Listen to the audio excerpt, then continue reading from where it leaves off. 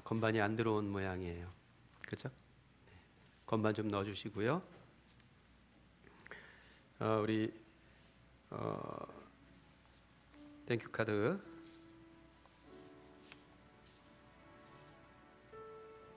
좀 읽어드리겠습니다. 오늘은 종자조각 땡큐 카드 몇 편을 좀 읽어드리려고 해요. 우리 종자조각 조각장인 김수진 곽기태 종자조각장님께 항상 이 조각은 곽기태 김수진 이러지 않고 김수진 곽기태 뭐 이렇게 하더라고요. 그리고 그게 아마 일반적인 이 시대의 트렌드가 아닌가 싶기도 합니다.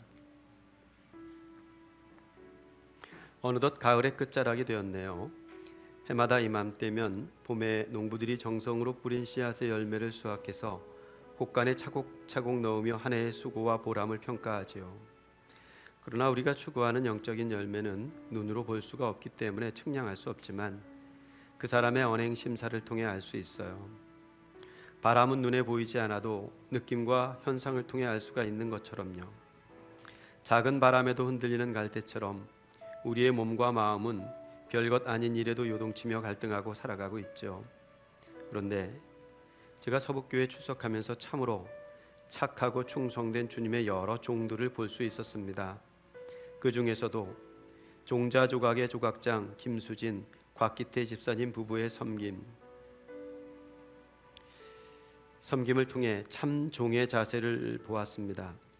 때로는 상대방의 생각과 자신의 생각이 맞지 않을 때도 있을 텐데 그것으로 대립각을 세운 적을 한 번도 본 적이 없습니다. 자신보다 상대방을 존중히 여기는 그 모습을 보았기 때문이죠.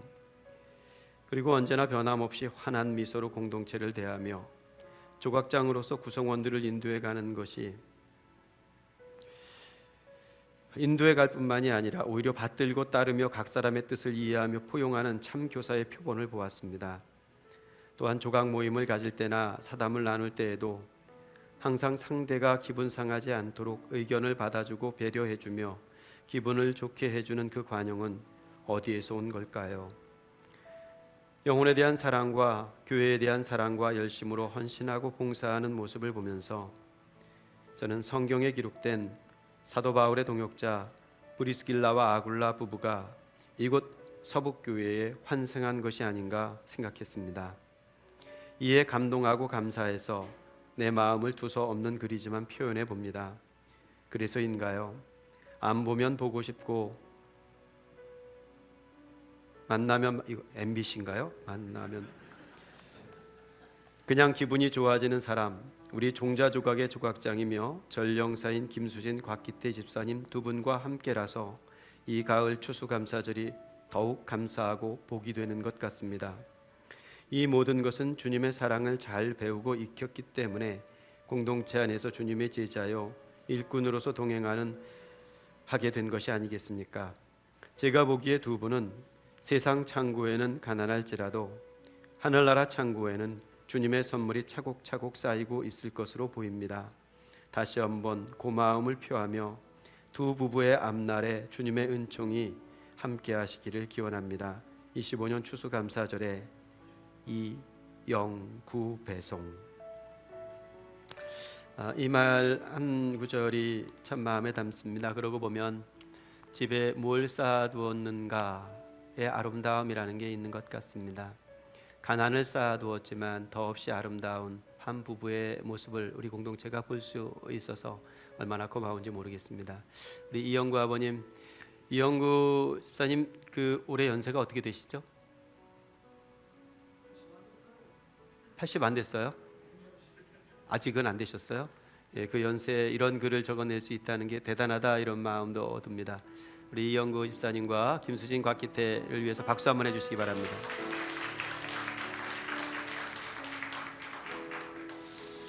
우리 김수진 자매가 종자 조각을 에게 드린 감사입니다. 나는 서북교회 종자 꽃밭에 살아요. 촌스럽지만 잘생긴 기태꽃 옆에 피어 있지요. 기형과 난형꽃은 요즘 점점 더 젊어지고 있어요. 예수님 때문에 행복하대요. 우범과 복죽꽃은 다른 꽃밭에 심겨졌어요. 새로운 땅에서 적응하며 서부 종자꽃밭에도 가끔씩 놀러 오지요. 태원과 금자꽃은 건강 때문에 힘들기도 하지만 주님 향한 사랑은 누구보다 뜨겁지요. 성매꽃은 수줍음도 타지만 화려한 멋쟁이 꽃이에요. 덕기꽃은 얼마 전 여기보다 훨씬 예쁜 꽃밭으로 이사를 갔어요. 정옥꽃은 조용하지만 성실하고 마음이 예쁜 꽃이지요. 영자꽃은 씩씩하지만 마음은 약하대요. 그래서 기쁨과 감사로 가득 채울 거래요. 옥자꽃은 예쁘고 건강하지만 무한 꽃밭으로 이사 간대요. 명자꽃은 건강에 안 좋은데도 음식 솜씨를 계속 뽐내고 있어요. 점순꽃은 재밌는 이야기에 빵빵 터져요. 웃음이 예뻐 사진도 잘 나오지요. 선화꽃은 부지런하고 야무진 뜨거운 꽃이에요. 정 많은 영숙꽃을 위해 늘 기도하지요. 정숙꽃은 많이 아프지만 주님 은혜로 늘 뜨거워요. 영구와 승남꽃은 포천에서 이사온 너무 귀한 반가운 꽃이에요. 난섭꽃은 새내기예요. 재밌고 열정 가득한 꽃이랍니다. 종자 꽃밭은 이렇게 예쁘고 멋진 꽃으로 가득해요. 주님이 심어주셨지요. 나는 이 꽃들이 너무 예뻐요. 주님은 날마다 자라게 하시고 또 보호해 주시지요. 주님, 나를 이 종자 꽃밭에 심어주셔서 정말 고맙습니다. 2025년 추수감사주일에 김수진 드립니다. 우리 종자족 꽃밭을 위해서 큰 박수 한번 해주시기 바랍니다. 글이 아주 명필 달필은 아닌데도 어쩌면 글줄이 이렇게 예쁠까 싶습니다. 그렇죠? 네. 하나만 더 읽고 말씀 전하겠습니다. 변남석 권사님께, 성이 변씨여서 별명이 변사또인데 옛날 저 남원의 무지한 변사또가 아니라 하나님 나라의 이로운 사또로 우리 공동체의 지체가 되어주어 고마워. 눈도 크고 얼굴도 크고 목소리도 크고 통도 커서 나와는 조금 다른 성향이라 처음에는 조금 거시기 했더라네. 자기는 40대 중반에 예수님을 만나서 30년을 그리스도 안에서 새로운 생명으로 살고 있노라고 거침없는 신앙 고백을 들으며 강집사와 내가 도전도 받고 말이 통하는 사람을 만나서 기쁨도 누려왔지. 경로당이라는 또 다른 공동체 속에서 긍휼의 마음으로 아주 넓은 오지랖을 펼치고 아낌없이 내 것을 내어주고 나이 많고 아픈 어른들을 섬기고 또 옳지 않은 일에는 할 말을 아끼지 않는 그 당당함이 멋진 권사님. 그 멋진 믿음으로 교회에 발을 딛던 그날, 교회는 이래야 되는 거라고, 누구에게도 어디서도 받아보지 못한 환대를 받아 안노라고 눈시울을 적시던 권사님. 서북교회의 가족이 된 기쁨을 충만히 누리던 중에 교통사고 나고 사고 후유증 가시기 전 2번이나 넘어지고 감기까지 걸려 힘든 시간을 보내고 있어 안타까운 마음으로 지켜보고 있다네.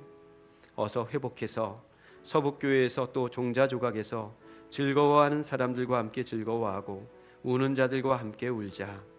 예수님이 그러셨던 것처럼 변남섭 권사님을 주의 사랑으로 사랑하고 또 사랑하는 언니 권사 임난영. 이게 11월 셋째 주에 적은 편지라서 시간이 조금 지났죠. 그래서 감기도 다 나으셨죠? 이제? 아직 안 났어요. 네, 우리 임난영 권사님과 변남섭 권사님의 우정을 위해서 뜨거운 박수 한번 해주시기 바랍니다.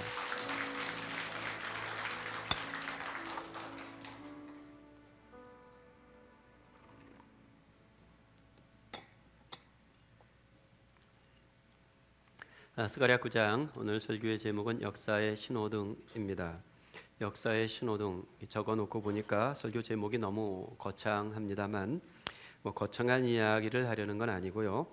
아주 단순하고 또 당연한 이야기를 좀 나누어 보려고 합니다. 요즘 세간에 이른바 충청도 화법이라는 게 인기입니다. 충청도 사람들은 대놓고 말하는 법이 없지요. 이렇게 항상 웬만하면 돌려서 말합니다. 이를테면 차를 사러 갔는데 이것저것 알아보다가 이게 연비가 좋은지 이게 묻잖아요. 이거 연비 얼마예요? 얼마나 돼요? 하고 물으면 서울 사람들은 뭐라고 대답합니까? 연비 좋습니다. 13km 정도 돼요. 이렇게 좀 나이스하게 얘기할 거예요. 근데 충청도 사람들은 그렇게 얘기하지 않고 아유, 이 차 기름 냄새만 맡아도 가요. 이렇게 얘기를 하는 게 돌려 말하는 화법이죠. 고깃집에 이게 그 무한 리필 고깃집이 있지 않습니까? 그 무한 리필 고깃집 고기가 사실 이렇게 양질 좋은 고기가 아니죠. 그래서 덜어 좀 질길 수도 있습니다. 그러면 충청도 사람들 우리 같으면 고기가 지금 아유 뭐 고기 왜 이렇게 질겨 이렇게 말하잖아요. 서울 사람들은. 그런데 충청도 사람들이 그렇게 말하지 않고 이렇게 말합니다. 아휴 이 타이어 질긴 건 질긴 것도 아니요. 이렇게 말하는 돌려 하는 말이지요.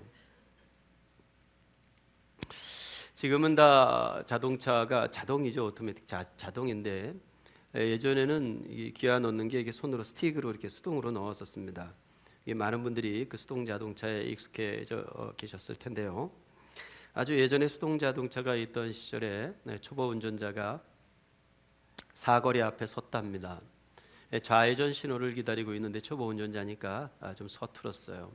옛날 수동 자동차는 출발할 때 정차에 이렇게 서 있다가 출발할 때 시동을 이렇게 꺼트리는 법이 좀 있었습니다. 클러치 넣는 법을 받는 법을 익숙하지 않으면 그럴 때가 종종 있었죠. 그러니까 초보니까 좌회전 신호가 들어왔는데 그냥 시동을 꺼트려 버렸어요. 그러니까 신호가 들어왔는데 차가 안 가니까 뒷차가 가만히 있지 않죠. 빵빵거리고 왜 안 가는 거냐 그렇게 소리를 치니까 더 당황스러워서 어쩔 줄 몰라고 하고 있는데 저만치에서 충청도 경찰이 와서 그러더랍니다. 어째 마음에 드는 신호가 없는겨? 그게 충청도 화법이라는 거죠. 그래도 하나는 골라야 되는데 다음 신호에는 꼭 가셔요 이렇게 말하더라는 겁니다. 어째 마음에 드는 신호가 없는 거냐? 마음에 드는 신호는 초록불입니다. 제가 파란불, 우리 옛날 사람들은 파란불 이렇게 부르는데 제가 파란불 그랬더니 우리 소리산이가 어렸을 때 파란불이 어딨냐고 순수한 마음으로 그래서 초록불이라고 이렇게 팩폭을 날리더군요. 마음에 드는 신호는 초록불이죠. 초록불이 켜져야 출발을 할 수가 있습니다. 빨간불은 가던 길도 멈추게 합니다. 그래서 빨간불은 마음에 드는 신호가 아니에요. 운전하다가 빨간불 들어오면 특히 급할 때 빨간불 들어오면 마음이 더 급해집니다. 오늘 살펴 읽은 스가랴 9장 1절부터 8절은 하나님께서 깜빡깜빡 빨간 신호등을 켜시는 이야기입니다. 스가랴서를 전반부와 후반부로 나눈다면 1장부터 8장까지 우리가 지난주까지 살폈던 8장까지를 전반부로 나눌 수 있고 9장부터 나머지 14장까지를 후반부로 나눌 수가 있습니다. 1장부터 8장까지는 우리가 살펴 읽었던 8개의 환상을 앞뒤로 감싸는 하나님의 신탁이죠. 그게 이제 성전 재건을 중심으로 하고 있습니다. 그 성전 재건과 함께 하나님께서 돌아오시는 이야기가 1장부터 8장까지의 이야기입니다. 그러니까 1장부터 8장까지는 이스라엘의 과거와 현재가 만나는 이야기입니다. 그런데 9장부터 14장까지 이어지는 이야기는 좀 미래적입니다. 전문적인 이야기로 종말론적인 이야기를 담고 있습니다. 우리가 이 스가랴서에서 가장 유명한 구절, 우리에게 잘 알고 있는 구절이 스가랴 9장 9절일 텐데요. 오늘 살펴보지는 않겠습니다만 스가랴 9장 9절엔 이런 말이 있습니다. 같이 한번 읽어보겠습니다. 함께 해줘. 시작. 시온에 따라 크게 기뻐할지어다. 예루살렘에 따라 즐거이 부를지어다. 보라, 내 왕이 내게 임하시나니 그는 공의로우시며 구원을 베푸시며 겸손하여서 나귀를 타시나니 나귀의 작은 것 곧 나귀 새끼이니라. 잘 알고 있는 말씀이죠? 이 구절을 읽으면 어떤 장면이 떠오를 거예요. 어떤 장면이 떠오르시죠? 예수님께서 예루살렘 이제 순환받고 십자가에 지시기 전 예루살렘 입성할 때의 장면이 떠오르죠. 그때 저 감람산 벳바가에서 제자 둘을 마을로 보냅니다. 예수님께서. 그러면서 뭐라고 그러세요? 저 마을에 가면 어린 나귀 새끼가 있을 텐데 그걸 끌러가지고 와라, 이렇게 얘기를 하죠. 예. 왜 그러셨을까요? 굳이 그 이야기를 적어둔 마태는 그 장면이 여기 이 선지자의 한 말씀을 성취한 것이라고 적어두고 있습니다. 마태복음 21장에 있는 말씀이에요. 이는 선지자를 통하여 하신 말씀을 이루려 하심이라 일러스되 하면서 21장 5절에 여기 스가랴 9장 9절을 적어두고 있죠. 오늘부터 그래서 종말론적 이제 이루어질 무엇에 대한 이야기를 우리가 살펴읽게 될 텐데, 오늘은 스가랴 9장의 전반부를 살펴읽을 겁니다. 그리고 우리가 지금 12월 돼서 성찬 대림절 기간 아닙니까? 그래서 다음 주에는 대림 설교를 특별 강사를 우리가 모시고 대림 설교를 들을 겁니다. 여러분이 어디서 듣도 보도 못한 유명한 설교를 듣게 될 텐데, 다음 주 대림절 대림 설교 강사는 원재근 목사님이십니다. 박수 한번 해주시죠. 그리고 그 다음 주일이 이제 성탄을 앞둔 성탄주일 설교를 할 텐데, 그때도 우리가 강사를 좀 모셨습니다. 성탄 설교는 자주 들어보셨던 우리 정민영 선교사님께서 말씀을 전해 주실 겁니다.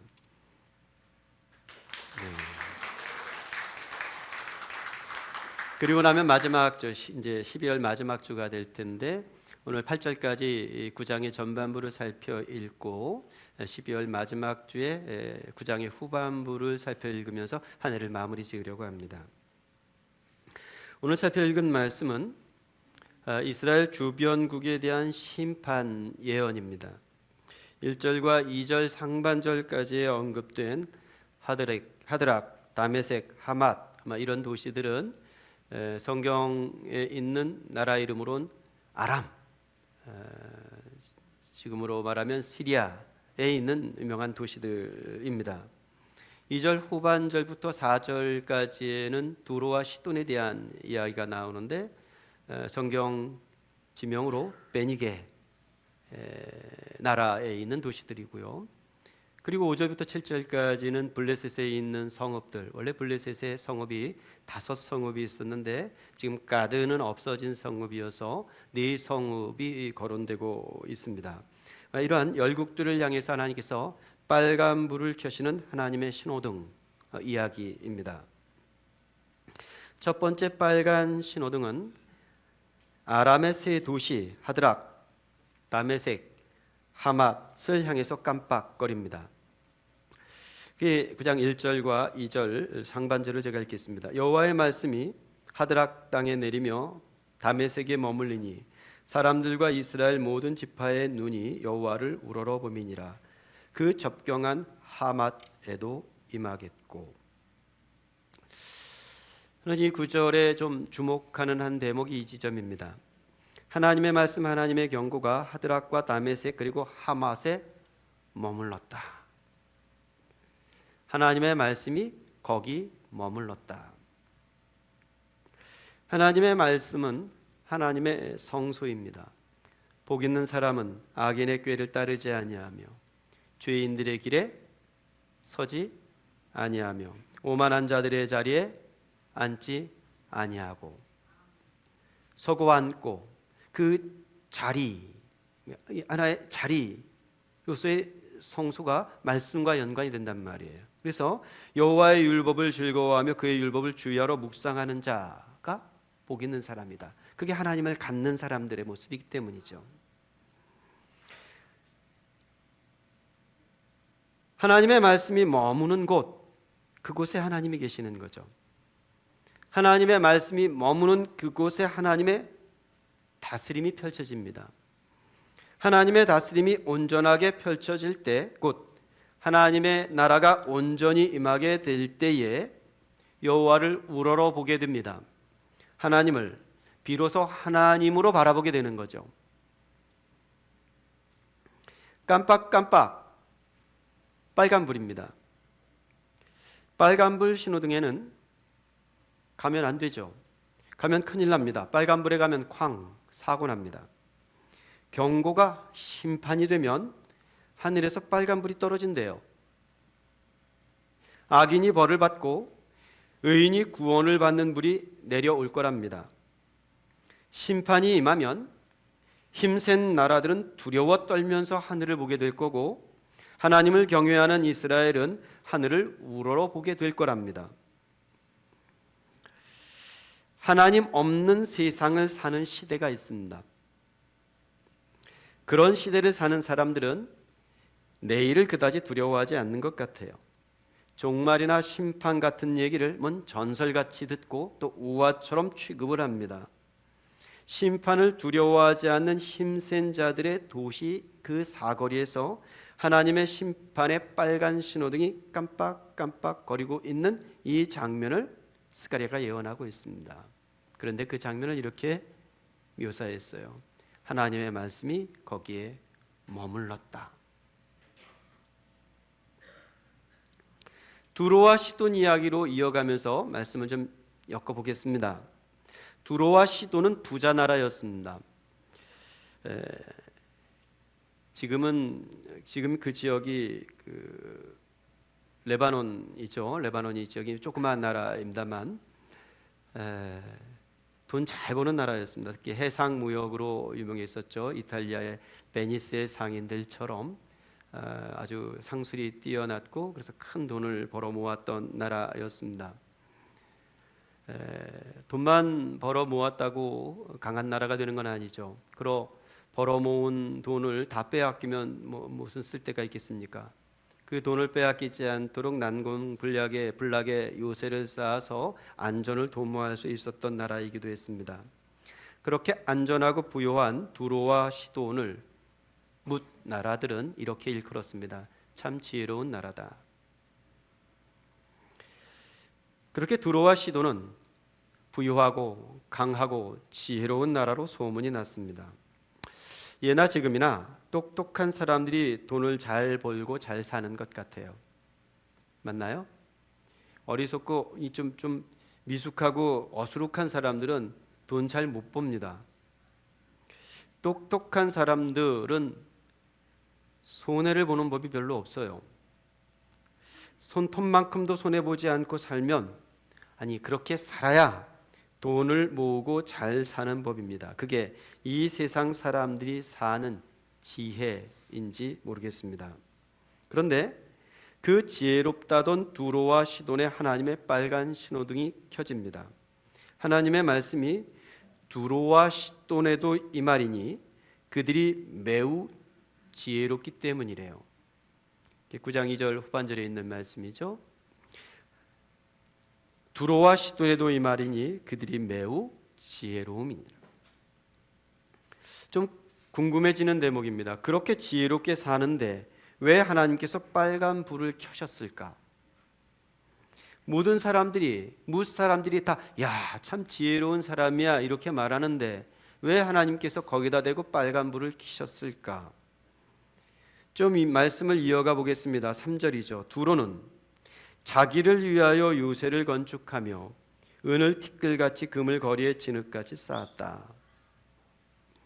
얼마나 수완이 좋은지 하는 장사마다 대박이 났습니다. 내가 손대면 손대는 주식마다 다 올라요.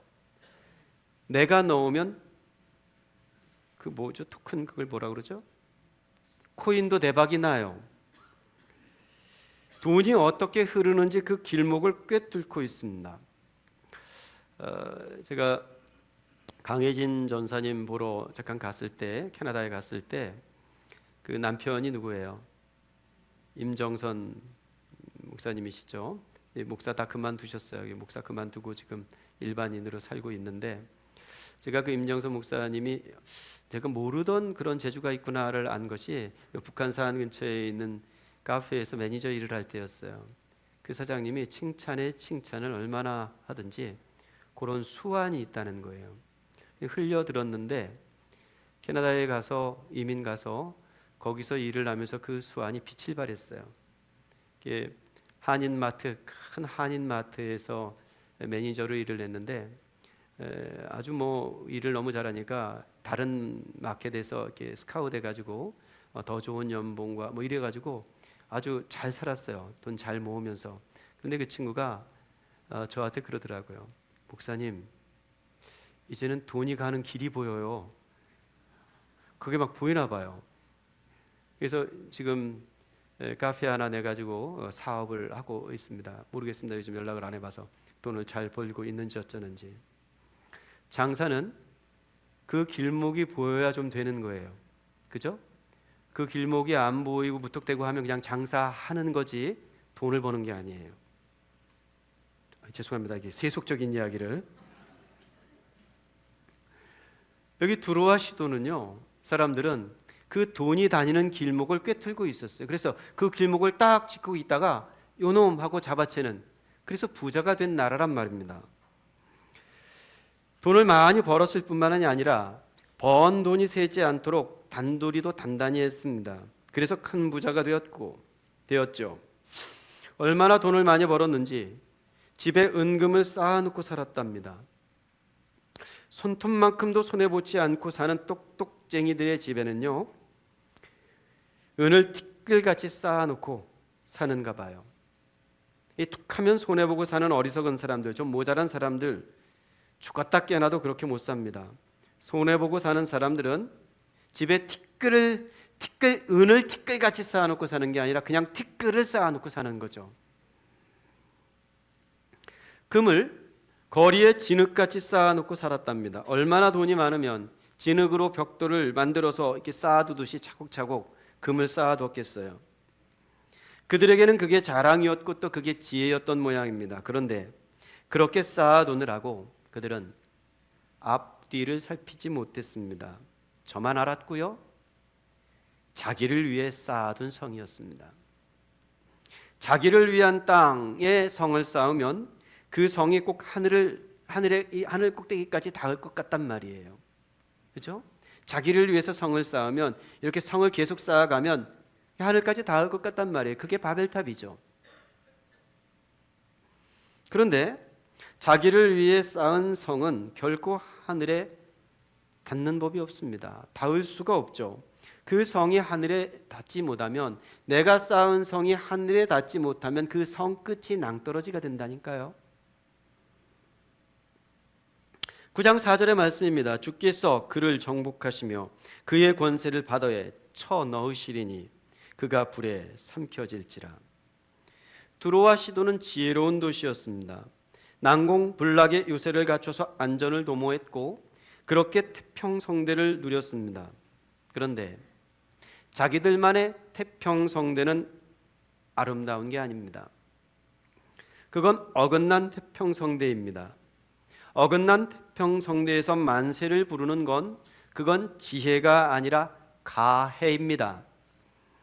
자기들의 태평성대를 위해서 누군가의 피눈물을 제물로 삼았다면 그건 좋은 나라가 아니라 못된 나라인 거죠. 이게 제로섬 법칙이라는 게 있잖아요. 여러분, 내가 부자가 되었다는 건 그 부자로 모아진 돈은 어디서 그냥 나는 게 아닙니다. 내가 모은 돈은 다 어디서 나온 거예요? 뭇 사람들에게서 나오는 법이에요. 그래서 모든 사람들이 다 부자가 되는 세상은 없습니다. 그런 공평한 세상은 없단 말입니다. 그러니까 누군가가 부자로 살기 위해서는 누군가의 주머니가 새야 하는 법이에요. 내가 누리는 태평성대가 앞뒤를 돌아보지 못하면 그리하여 그건 지혜가 아니라 가해가 된다니까요. 그런 나라는 흥해야 되는 게 아니라 망해야 되는 겁니다. 하나님께서 그들의 어긋난 안목에 빨간불을 켜시는 거죠. 두로와 시돈의 든든한 요새와 그들의 은과 금에 반짝반짝 빨간 신호등을 켜십니다. 블레셋의 이야기를 조금 더 이어가 보겠습니다. 블레셋의 여러 도시들 앞에서도 하나님의 빨간 신호등이 깜빡거립니다. 아스글론은 그 빨간 신호등 앞에서 두려워할 거래요. 가자나 에그론도 똑같이 무서워하고 고통스러워할 것이랍니다. 왜 그들이 하나님의 신호등 앞에서 무섭고 또 고통스럽게 될까요? 흥미로운 말씀이 9장 5절에 적혀 있습니다. 9장 5절 같이 한번 읽어보겠습니다. 시작. 아스글론이 보고 무서워하며 가사도 심히 아파할 것이며 에그론은 그 소망이 수치가 되므로 역시 그러하리라. 제가 주목하는 구절은 소망이 수치가 되더라는 이 한마디 말씀이에요. 소망이 수치가 되면 우리는 우리의 소망이 현실이 되기를 바라잖아요. 우리의 소망이 자랑이 되길 바란단 말입니다. 그런데 소망이 수치가 되기도 하고요. 사실 이건 우리의 지난 인생 여정을 통해서 친히 경험해 온 바기도 합니다. 내 소망이 수치가 되었구나. 난징 사진관이라는 영화가 있어요. 이게 우리나라에서는 크게 회자되지 못했던 것 같은데 중국에서는 대난리가 났죠. 이 영화를 본 사람이 6천만 명이랍니다. 우리나라 인구가 몇 명이에요? 우리나라 인구가 다 본 거 6천만 명. 이 영화로 얻어낸 수입이 4천억? 하여간 어마어마한 기하학적인 수입을 이 영화로 얻어냈습니다. 이 영화에 대한 호불호가 있고 또 평판도 구구합니다만 난징에서 벌어졌던 그 학살에 대한 재조명에 기여한 것은 사실인 것 같습니다. 일본군이 난징에 들어가서 1937년에 그 난징에 들어가서 6주 동안 자행한 그 학살로 죽은 사람이 30만 명입니다. 이런 수치 잘 감에 안 닿죠. 30만 명. 여기 우리 교인들 요만큼만 학살을 당해도 그건 있을 수 없는 일이에요. 6주 동안에 30만 명이. 그런데 그 학살 당하는 장면들이 그토록 잔인무도하죠. 영화관에서는 우리나라에서도 이제 영화관에 걸렸었지만 지금 영화관에서는 다 내려왔고 아마 넷플릭스에서 영화를 볼 수 있는 것 같습니다. 한번 좀 보시면 좋겠습니다. 제가 우리나라는 일본은 안 미워해도 중국을 미워해야 되는 그러한 어떤 시대 속에 살잖아요. 그래서 중국 안 미워하면 좌익 막 이렇게 이렇게 호도되고 막 이래서 좀 조심스럽긴 합니다만, 그래서 중국이 다 좋다, 잘했다 이런 것이 아니라 이 역사의 아픔을 한번 공유해 보고 싶은 거죠. 일본군은 왜 그토록 잔인무도한 만행을 그 난징에서 벌였던 것일까요? 이런 질문이 막 사무쳐요. 왜 그랬을까? 어쩌면 그토록 사람이 잔인해도 어떻게 그렇게까지 잔인할 수 있을까? 저는 그것이 그들의 그릇된 소망 때문이라고 이해합니다. 이른바 그들의 황국의 망상이 잘못된 희망을 갖게 한 거죠. 어긋난 희망은 그렇게 잘못된 성을 쌓습니다. 그렇게 잘못된 성을 쌓고 자기들이 쌓은 상의 성취를 바라보며 스스로 교만해지는 것이죠. 내가 최고, 우리가 최고, 황국이 최고. 하나님의 빨간불이 그 교만 앞에서 반짝반짝거립니다. 그리고 그 교만을 끊어낼 거랍니다. 내가 블레셋 사람의 교만을 끊어내겠다. 교만은 하늘 높은 줄 모르고 자기들의 성을 쌓게 합니다. 하나를 더 얹어 2개를 쌓으면 3개도 쌓고 10개도 쌓고 100개도 쌓을 수 있을 줄을 알아요. 그릇된 희망입니다. 하나님의 빨간 신호등은 잘못된 희망이 절망이 되게 하고 또 수치가 되게 하십니다. 그릇된 희망은 학살을 자랑으로 삼았습니다만 그 희망이 빨간 신호등 앞에 멈추어 서면 그들이 가졌던 그릇된 희망은 곧 절망이 됩니다. 그의 입에서 그의 피를, 그의 입 사이에서 그 가증한 것을 제거할 것이다. 이게 하나님의 빨간 신호등이 하는 말입니다. 그렇게 블레셋의 자랑과 희망이 무너질 겁니다. 그런데 그게 다가 아니라는 것이 사실 여기 종말론적으로 펼쳐질 스가랴 9장 1절부터 이 8절까지의 이야기예요. 지금 1절부터 이 7절까지 우리는 이스라엘 주변국들에게 빨간불이 반짝반짝거리면서 그들이 멸망할 것을 예고하는 하나님의 예언, 선지자의 예언을 읽었습니다. 아람의 도시들도 무너질 것이고 레바논의 도시들도 무너질 것이고 여기 가까이 블레셋의 도시들도 다 무너질 것인데, 다 망할 것인데, 그걸 예언하고 있는데, 그런데 이 예언의 종점은 거기가 아니더라는 얘기예요. 더 중요한 게 있었습니다.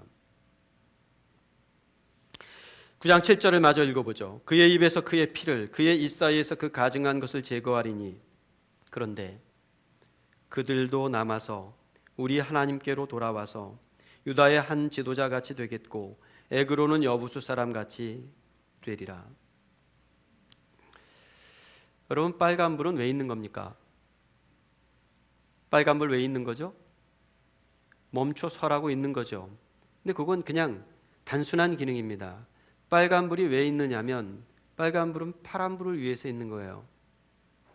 여러분, 신호등 앞에 섰을 때 주구장창 하루 온종일 빨간불만 켜져 있는 신호등 본 적이 있습니까? 빨간불이 왜 있는 거예요? 그 다음 신호가 파란불이라는 것을 보여주는 시그널입니다. 지금 열국에 대한 심판의 이야기를 스가랴 예언을 통해서 우리가 읽었습니다만, 이걸 그냥 문자적으로 이해를 해보니까 지금 이스라엘 사람들이 저짓을 하고 있는 거란 말입니다. 블레셋은 사람 같지도 않은 블레셋, 이 가자 지구는 그냥 쓸어 없애버려야 하는 민족들로 취급을 하는 거죠. 근데 본디 하나님의 큰 그림, 하나님의 거대한 이야기는 그게 아니잖아요. 애초에 이스라엘을 저 애굽에서 불러내었을 때 출애굽 19장의 언약은 그거 아닙니까? 왜 불러내신 겁니까? 왜 이스라엘을 택하셔서 불러내서 자기 백성을 삼으신 것입니까? 제사장, 나라가 되게 하려고. 그게 출애굽기 19장의 말씀입니다. 제사장은 뭐 하는 사람입니까? 하늘과 땅을 잇는 사람, 하늘과 땅의 다리가 되는 사람입니다. 제사장 나라니까 니들만 내 백성이다? 그런 말씀하시려고 이스라엘 백성 구원하신 거 아닙니다. 니들이 온 백성을 구원하는 다리가 되거라. 그게 제사장 나라죠. 맞습니까? 빨간불은 초록불을 위해서 있습니다. 깜빡거리던 빨간불이 꺼지면 반짝 초록불이 들어오는 거죠. 초록불이 들어오면 꽉 막혔던 길이 다시 열릴 겁니다. 하나님의 말씀, 하나님의 경고가 열국을 향했습니다. 아니, 암몬의 도시들에 하나님의 말씀이 머물렀다니까요. 그 말씀이 심판의 말씀이었지만 거기 머물렀던 말씀이 그 심판을 넘어서 그들을 다스리고 거기를 하나님 나라가 되게 하시는 말씀이었더라는 얘기죠. 그래서 블레셋까지의 예언을 마친 후에, 그들의 심판에 대한 경고를 마친 후에 이렇게 말씀하고 있는 거예요. 그들도 남아서 우리 하나님께로 돌아오게 될 것이다. 그들이 우리와 같이 될 것이다. 하나님의 말씀이 머무는 곳에 하나님의 다스림이 있습니다. 하나님의 다스림이 온전하게 펼쳐질 때, 곧 하나님 나라가 온전히 임할 때 여호와를 우러러보게 되죠. 그런데 땅에서만 하늘을 바라보는 것이 아니라 하늘에서도 땅을 바라보신답니다. 그게 오늘 본문의 마지막 구절이에요. 8절 말씀 다 같이 읽어보겠습니다. 시작. 내가 내 집을 둘러 진을 쳐서 적군을 막아 거기 왕래하지 못하게 할 것이라. 포악한 자가 다시는 그 지경으로 지나가지 못하리니 이는 내가 눈으로 친히 봄이니라. 하나님께서 다스리시는 나라의 샬롬이죠. 하나님께서 불을 내리시면 하나님께서 내리시는 불에 멀쩡할 세상이 있을까요? 요새는 다 무너질 겁니다. 재물은 살라지겠죠. 교만은 끊어질 겁니다. 가증한 것들은 다 제거될 겁니다. 그러나 남아서 하나님께로 돌아온 자들에게는 그 빨간불 끝에 파란불을 켜 놓으십니다. 하나님의 그린라이트죠. 하나님께서 불꽃 같은 파란 불로 바라보시면서 하늘을 우러러 보는 사람들을 지켜주실 거라. 여기 이 땅에서만 하나님을 우러러보는 것이 아니라 하늘에서도 이 땅을 바라보시며 바라만 보시지 않고 지켜주실 거라는 거예요. 이스라엘만 아니라 블레셋도 아람도 그 누구도 하나님께로 돌아오는 자들은 다 그렇게 하신답니다. 사거리에 빨간불이 켜졌습니다. 빨간불이 켜지면 저들의 막힘없는 질주는 여기까지입니다. 500년 1000년을 갈 것 같았던 힘센 나라들의 탄탄대로에 하나님의 빨간불이 번쩍입니다. 역사의 사거리에서 교통정리를 하고 계신 하나님의 모습을 선지자가 보여주고 있습니다. 하나님은 어떤 호루라기를 불면서 어디로 향하는 파란불을 켜시는 걸까? 그게 이후로 펼쳐지는 스가랴의 예언입니다. 자, 우리가 아무 생각 없이 살고 있습니다만 그런 것 같습니다만 그런 와중에 우리는 역사의 신호등을 누가 켜는 것이라고 믿고 살고 있습니까? 오늘 하루 되는 일이 누구의 손에 달린 것이라고 믿고 사느냐 말입니다. 아무리 혼돈한 세상이어도 역사를 주관하시는 분은 하나님이시라는 것이 선지자들의 예언입니다. 하나님 없는 세상인 줄 아는 사람들이 있습니다. 호랑이 없는 숲에서는 누가 왕이에요? 여우가 왕이에요. 온갖 여우들이 자기들이 왕인 줄 알고 왕 노릇을 하는 그런 세상에서 우리가 살고 있습니다. 그러다가 호랑이가 어흥 하는 소리가 들리면 혼비백산이 됩니다. 누가 이 숲속의 왕인지 분별해야 합니다. 열방의 왕들이 아니라 하늘의 하나님께서 이 숲의 왕이라는 걸 선지자가 다시 또렷한 음성으로 우리에게 들려줍니다. 그 앞에 초록불이 반짝이고 있는 거죠. 오늘 주보 이목사의 창에는 이재무 선생의 첫눈이라는 시와 함께 성탄을 맞는 우리들의 인사에 관한 짧은 글을 적어 두었습니다. 지금 읽어보실 건 없고 나중에 시간 되시면 읽어보십시오. 지난주 중에 첫눈이 내렸어요. 보셨습니까? 첫눈? 첫눈이 펑펑 한방눈으로 내렸습니다. 한밤중에 내린 첫눈이었는데요.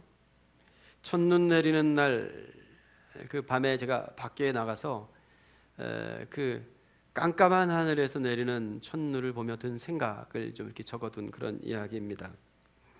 밤하늘이 아주 깜깜하니까요.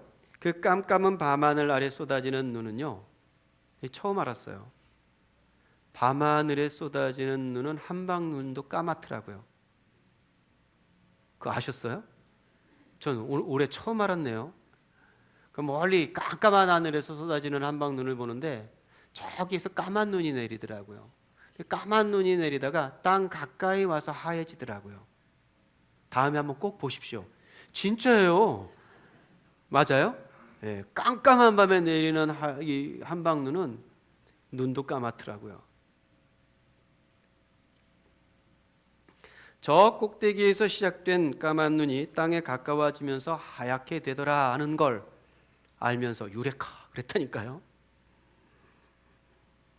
이렇게 반짝이는 하얀 눈이 저 까만 하늘에서 떨어지면 까맣게 보이기도 하는구나.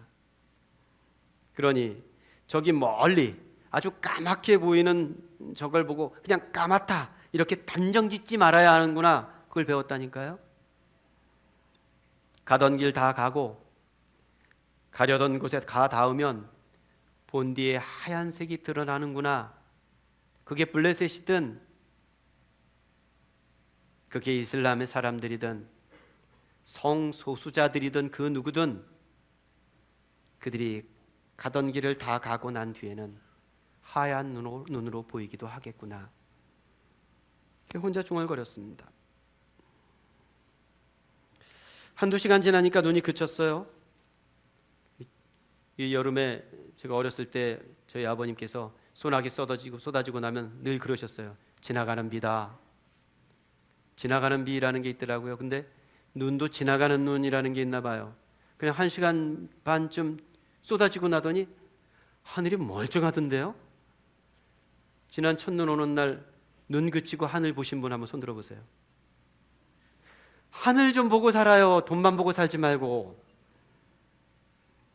눈 그치고 난 그 밤의 하늘을 바라보니까요, 청명해요. 잘 보이지도 않던 별이 반짝반짝해요. 그날 달이 작게 떴거든요. 달이 정말 조그맣게 떴습니다. 그런데 그 조그만 달이 얼마나 환한지 몰라요. 화난 게 아니라 환하다고요.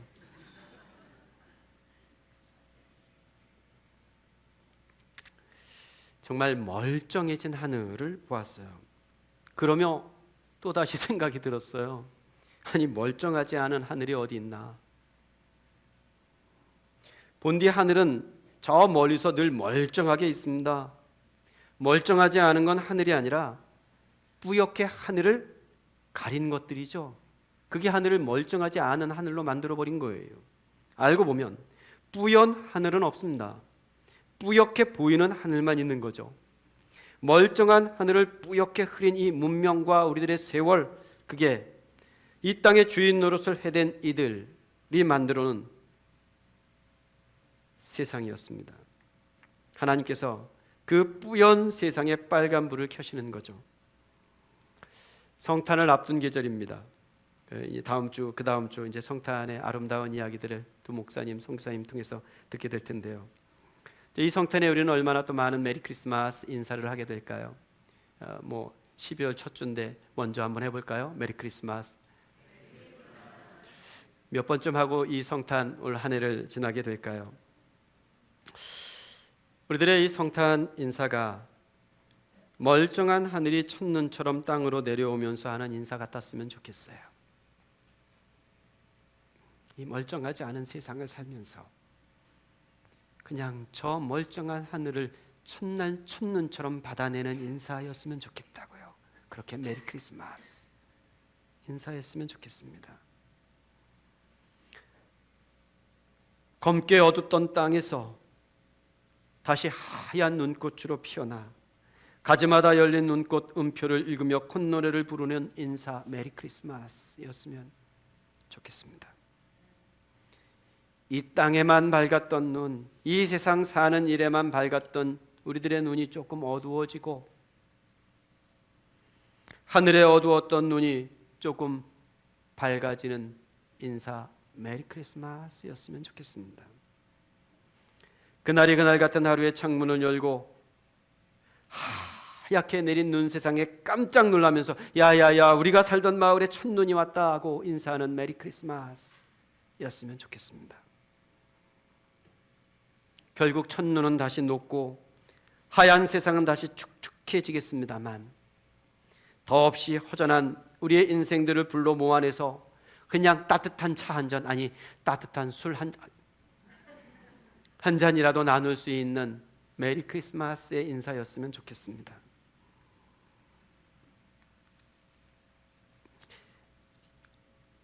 우리 정민영 선교사님 이제 12월 말에 손주 보러 가신답니다. 얼마나 보고 싶으시겠어요. 우리 원재근 목사님 손주 하나 중국에 놔두고 걔 참 얼마나 보고 싶으시겠어요. 눈 감으면 다 그런 생각이 날 텐데, 그죠?